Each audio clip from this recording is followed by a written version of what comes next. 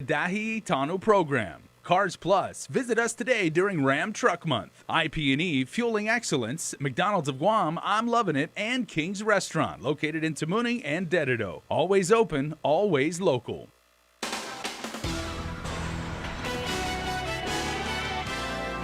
Coming up on your primetime news, a lawsuit filed by the heir of original Teason landowners is dismissed by a federal appeals court. Plus, a hearing is set locally to find out what the latest is with the effort to get war claims to Guam survivors. And also tonight, Biba Mestsumoru. It was the perfect day down in Humatek as that community gathered for the reenactment of the historic landing of Magellan.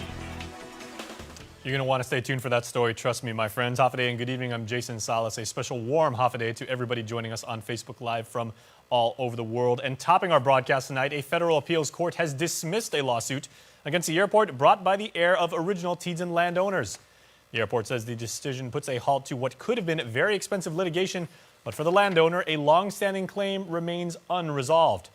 Nestor Lecanto has more. The case involves plaintiff Vicente Benny Palacios Crawford, who was seeking compensation for his parents' Teason land taken by the military after the war and ultimately transferred to the airport. According to court documents, Crawford's mother, the former Josefina Palacios Flores, was paid $8,340 for the lot in 1950.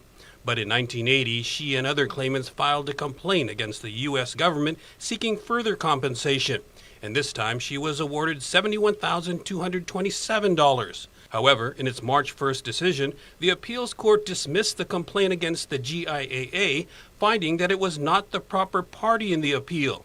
The airport released a statement saying while it recognizes the plight of Mr. Crawford, the decision puts an end to a potential class action that would have come at great expense to the traveling public. The Ninth Circuit also affirmed the Guam District Court's summary judgment that plaintiffs' equal protection rights were not violated. Still, what may be important to note is that the opinion also points out the consistent failure of the local government to resolve the issue. It describes that despite several attempts to address the past injustices, there exists, quote, a convoluted history of enactment and partial repeal, as well as a lack of funding. As a result, the court goes on, no claims by ancestral landowners whose land is currently being used for public purposes have been considered and resolved through compensation. For Guam's News Network, I'm Nestor Lecanto. All right, Nestor, thanks so much. Another news tonight, the island's former lieutenant governor is set to appear in court this week for his ongoing gun-grabbing case. For now, acting police chief Steve Ignacio says that he'll know by early this week if the documents, in fact, requested by attorney Tom Fisher for his defense of former Lieutenant Governor Ray Tenorio can be released. Tenorio, as you well know, is charged with a misdemeanor official misconduct charge and reckless conduct in that gun-grabbing incident last July in Tumon. Fisher seeks copies of GPD's firearm and holstering policy. I can't comment at this point because, like I said, we're still reviewing those documents with the Attorney General's office. And at the point where we decide that there are documents that we can release or we will release, then, they'll be made available. Tenorio faces trial this month for unholstering the weapon of a police officer who was on duty at a block party event down in Tumon. Tenorio claims it was a teaching moment, but later apologized after drawing heavy criticism in the midst of last year's election season. Well, Senator Amanda Shelton has set a public hearing on her legislative resolution supporting Guam delegate Michael Sinicolas' efforts to get war claim checks paid. The freshman senator will also discuss the delegate's latest measure, H.R. 1365, introduced after a KUAM news report detailing a faster route through the House Natural Resources Committee using House suspension of rules procedures. Former congressional aide John Witt says he worked with Sinicolas' office providing guidance on the matter. Witt was a former staffer for both delegates Robert Underwood and Madeline Berdallo, just so you know. A 2017 National Defense Authorization Act included a provision to authorize the payment of war claims, yet it was later determined the Treasury Department's strict interpretation of the law prevented war claims checks from being cut without a new corrective measure being introduced in the House. Over 3,000 survivors of World War II have applied for such claims. Shelton's resolution will also support Governor Lou Leon Guerrero's administrative efforts as the governor met with Treasury Department officials in the nation's capital. The hearing is Wednesday at 10 a.m. downtown at the public hearing room. Meanwhile, according to a Facebook post, Sinicolas is back on island. It's not clear if constituents will have an opportunity to engage with him, as his district office will not open until the 18th. The congressman is one of just 5 House freshmen who have yet to open a district office.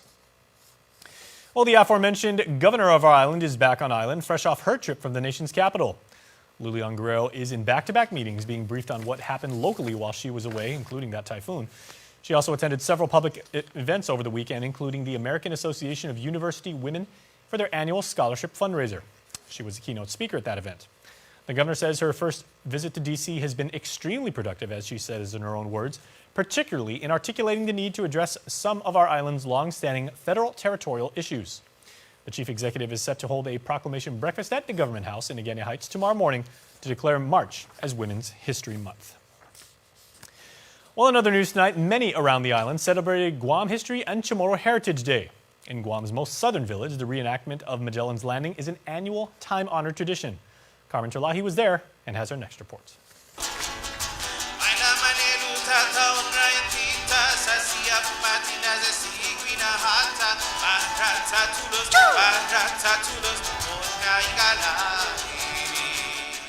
Every year, the village of Umatic reenacts the meeting of Chamorros with Ferdinand Magellan that is believed to have occurred back in 1521 at Umatic Bay. This kind of event shouldn't just be a one-month event.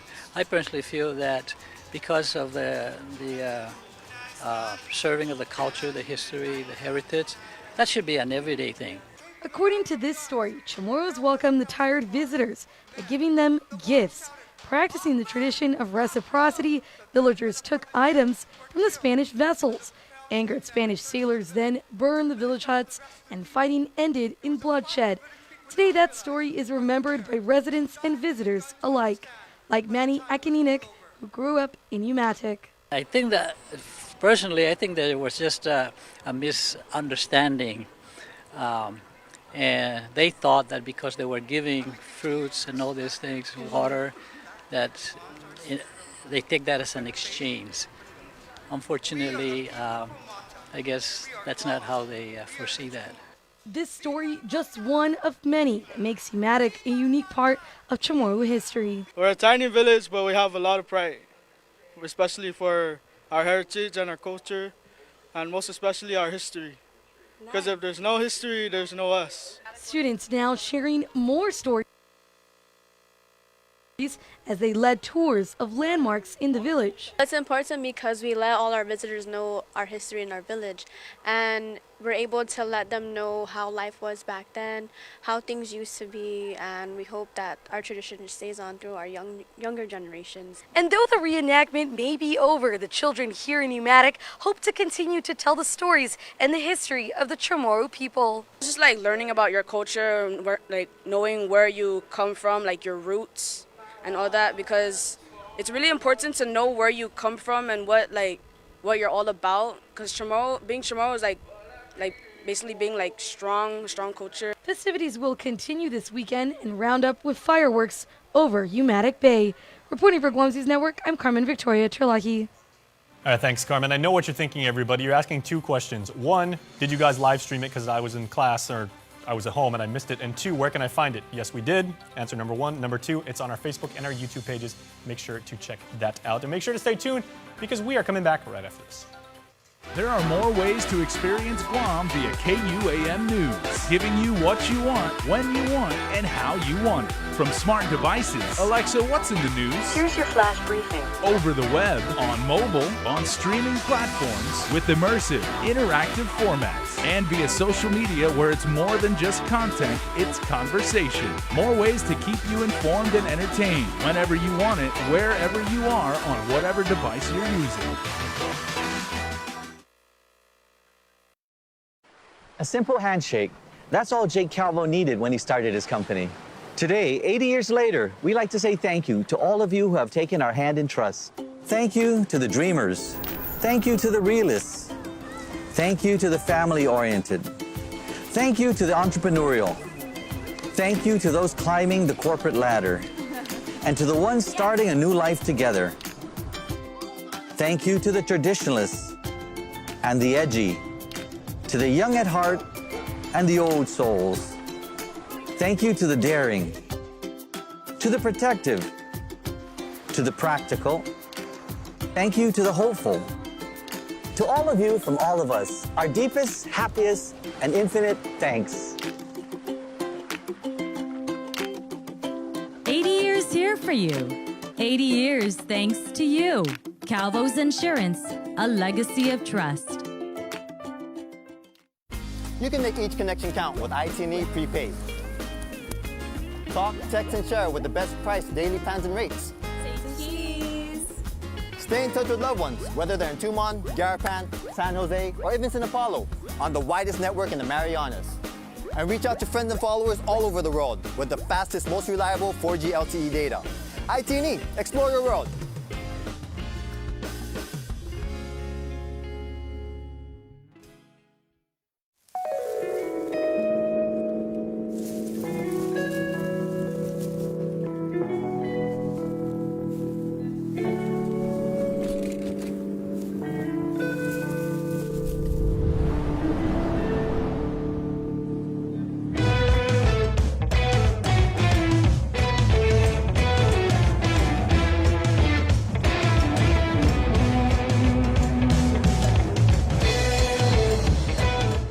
Looking for a great deal on a new Chrysler, Dodge, Jeep, or Ram? Then get to Cars Plus in Mighty now for our spring sales event, like a new Jeep Compass Sport, $166 per paycheck, or a new Chrysler Pacifica LX, $220 per paycheck, or save $8,500 on a new Ram 1500. How about a new Jeep Wrangler Sport, only $274 per paycheck? Low 1.99% financing is available on approved credit. Save thousands during our spring sales event going on now at Cars Plus in Mighty. Cars Plus, driven by you. Wondering how they harness a rattlesnake's bite to create Taco Bell's new rattlesnake fries? You can stop. It's just a metaphor. The nacho fries you love, loaded with marinated steak and creamy jalapeno sauce. New steak rattlesnake fries, only at Taco Bell. Welcome back to Primetime, everybody, on KUAM TV and Facebook Live. It was quite the frightening situation for one family over in Barrigada this past weekend after homeowners spotted a stranger on their property petting their dogs and refusing to leave. The man's even accused of attacking the victims. Eric Lindberry has been charged with aggravated assault as a second and third degree felony, each with a special allegation of possession or use of a deadly weapon in the commission of a felony. Court documents state the suspect, after being spotted on the private property, was asked to leave multiple times. That's when he is accused of trying to hit one of the victims. The suspect then returned with a baseball bat, allegedly hitting the victim's car before hitting the victim several times with the bat. The suspect returned again and allegedly rammed his car into the victim's car, threatening to kill them. Well, one man is accused of trying to cash stolen checks, with Ben Espinoza charged with forgery as well as theft. Court documents state the suspect allegedly tried to cash a company check from Guam Master Basketball Association for $250 at a local store. This raised a red flag for the store owner, who told police she recently saw a forged check from that same organization. The store owner verified with the bank that the account was blocked and the checks had reportedly been stolen. The suspect's also accused of cashing another check with the same company for the amount of $400, and even admitted to police that she knew the checks were, in fact, stolen. Well, in a very disturbing story, a drunken man has been placed under arrest, accused of crashing his car into another car here in Dededo over the weekend.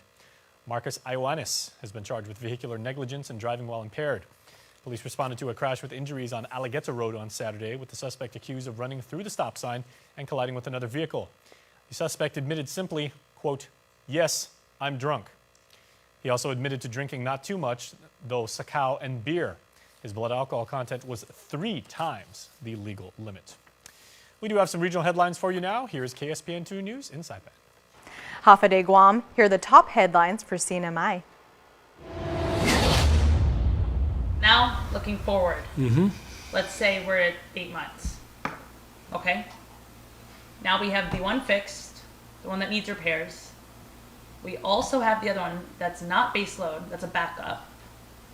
We have the one from Singapore now here, and if approved by the Attorney General, right now we have this other one that you guys are requesting, and then this agreement with the Road Resort.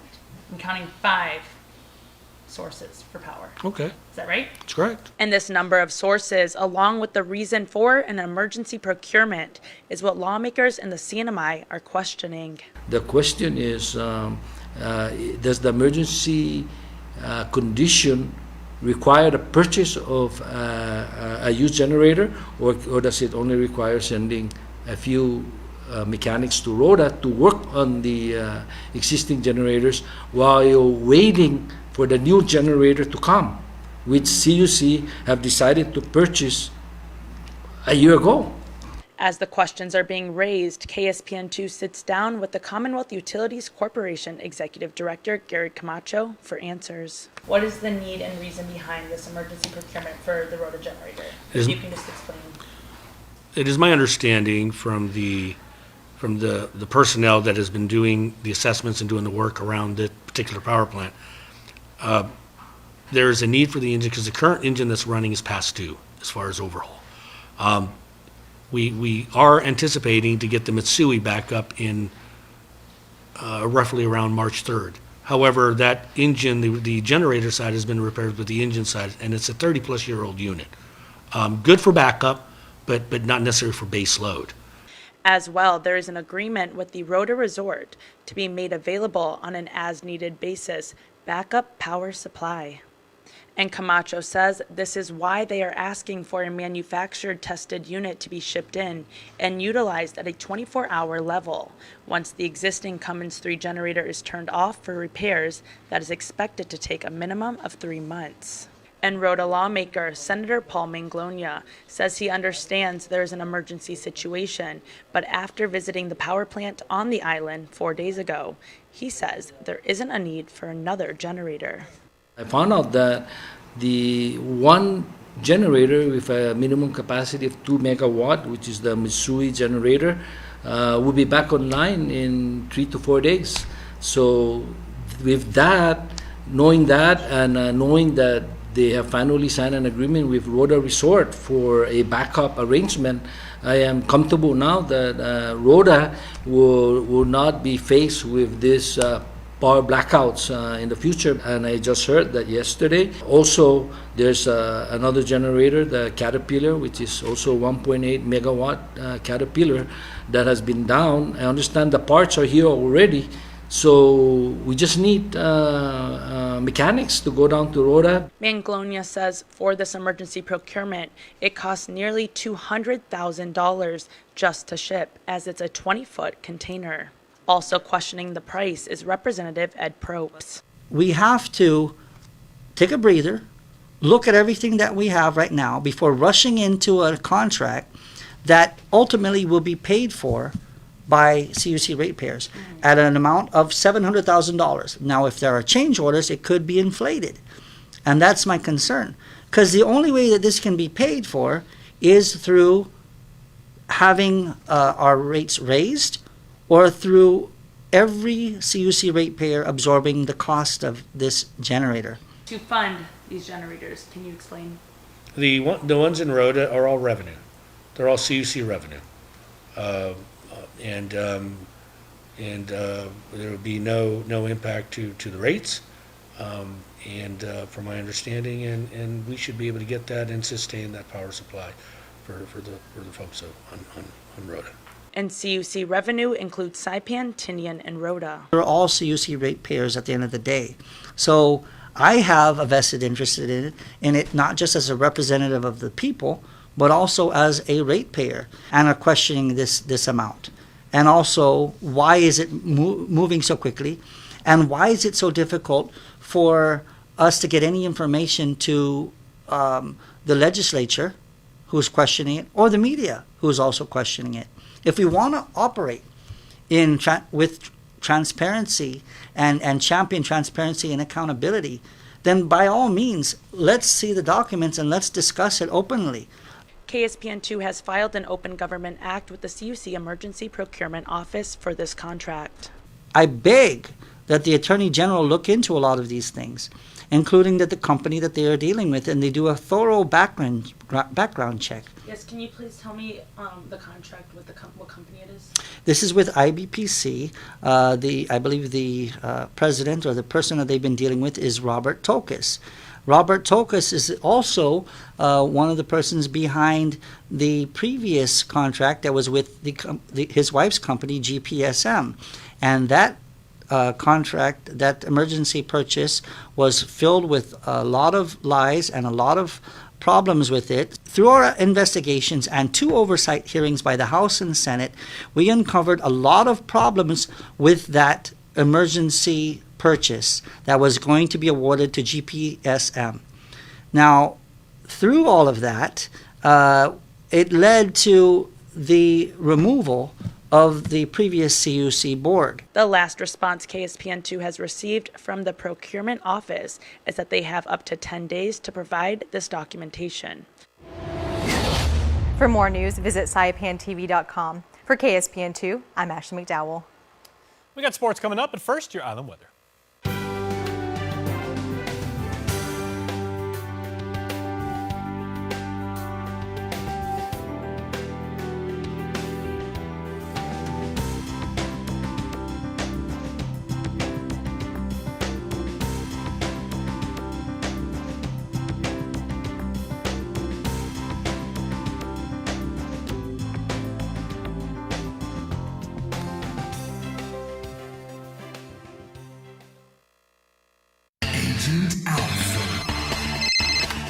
What's that? An Alpha Insurance customer needs a claim settled immediately?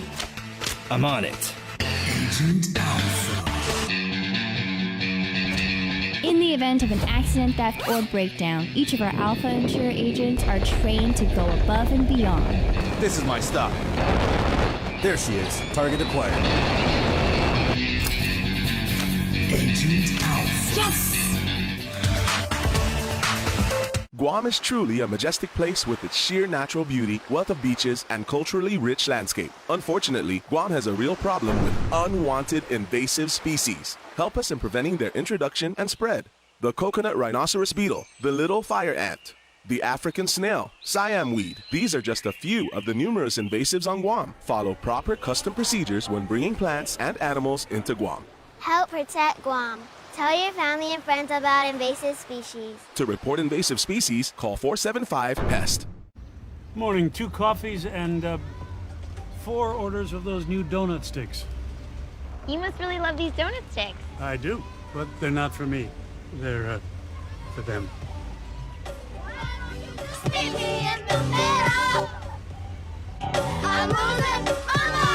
I will take a coffee, though. Introducing new cinnamon sugar donut sticks from McCafe, made fresh every morning. It's a little sweet to go with your coffee.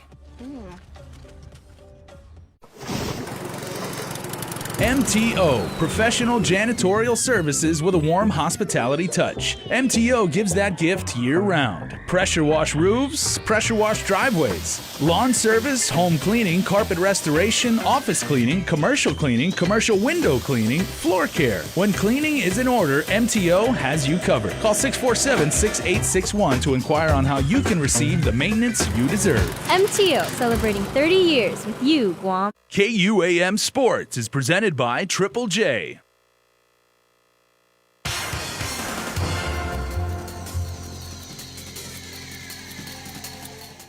Dave Delgado here for KUAM Sports. Thanks for watching. We start the show off tonight with some rugby news and hear from a few players representing the 671 on the St. Mary's rugby team. Check it out.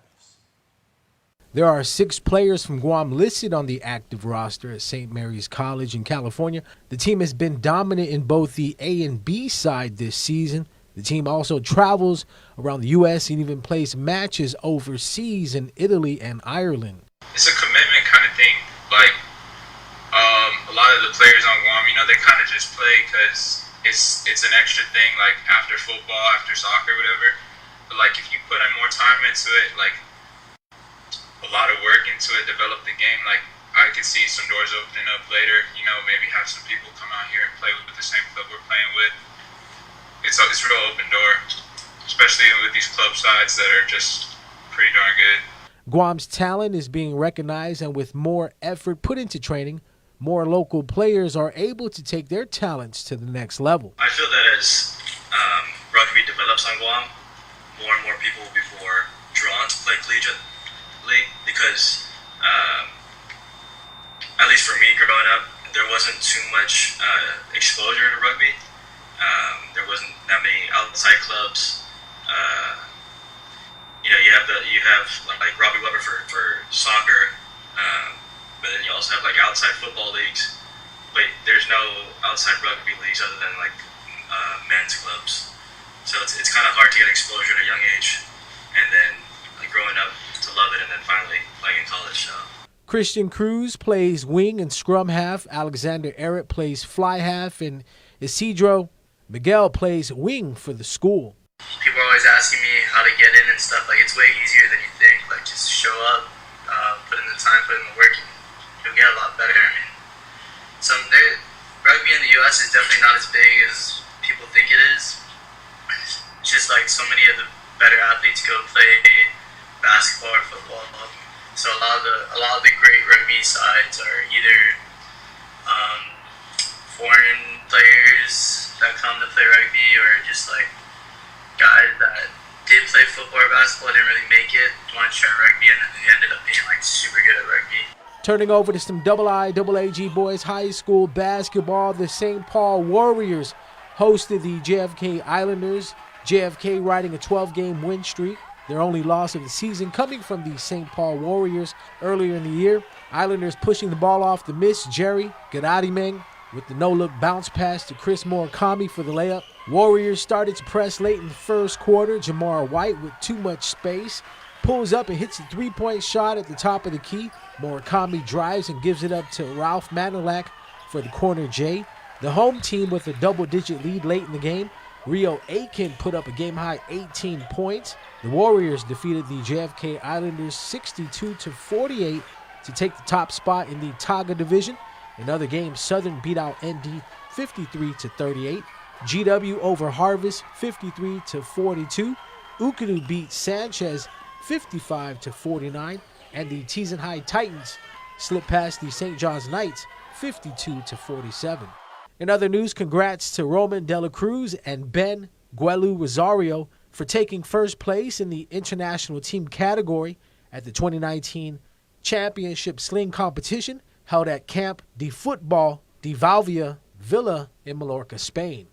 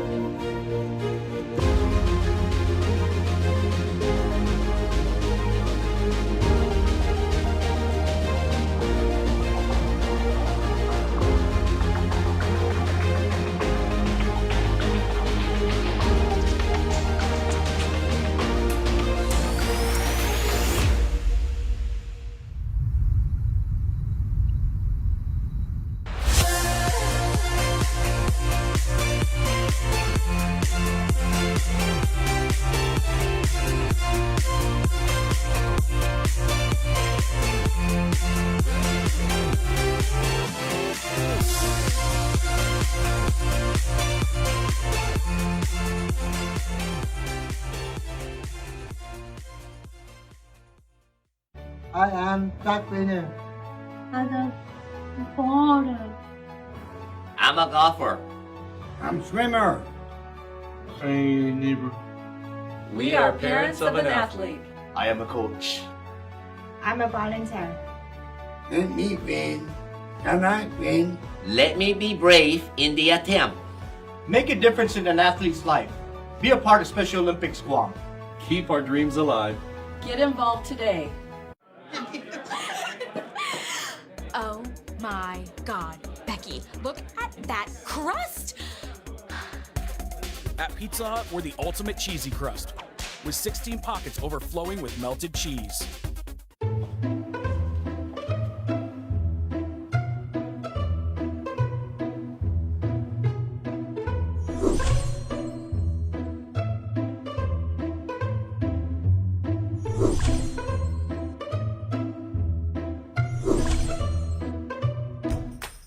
Introducing Triple J's Online Shopper, the new, faster, easier way to purchase your next vehicle. Explore hundreds of new and used vehicles in full 360-degree view. Get pre-approved instantly from the comfort of your home or office. Personalize your own finance terms and get top market value on your trade-in in just a few quick, easy steps. Buy with confidence from start to signature. And we'll even go the extra mile to deliver your vehicle to your home or office. Have a question? Our sales team is just a chat away for instant assistance. Click, pick, drive. Complete the entire car buying process with Triple J's online shopper and purchase your next vehicle at triplejguam.com today. Can I just get a right back? All right, my friends, we got something extra special coming right up. But first, let's say happy birthday to some very special Guamanians. Happy first birthday to Blake Gabriel Babastro Guerrero, coming from your Guerrero familia in Inarajan. We love you and we wish you all the best that this world has to offer. Happy birthday going out to Patricio Dula Jr. We wish you many special days to come, Uncle Atin. We love you, love Benny Jr., Trish, and the boys. Happy birthday going out to Chanel Hernandez from the family. And happy belated birthday shout-outs going out to Jiraiya Santos Mendiola from Dad, Mom, your husband Rick, and your children. And happy 13th birthday going out to Ethan Daniel Cabrera Guzman. Love your mom, grandma, and the family. I bet you didn't know I could change my voice like that. And I also bet you didn't know that you too could win a Cold Stone Creamery birthday cake. If it is your birthday this week, just go to KUAM.com, register. You'll be part of the club, and you could possibly win at the end of the week. All right, we have a special, as I said, episode of Cruising with KUAM. KUAM invites Anne-Marie Arceo to ride shotgun. That is coming up right now. Closed captioning is brought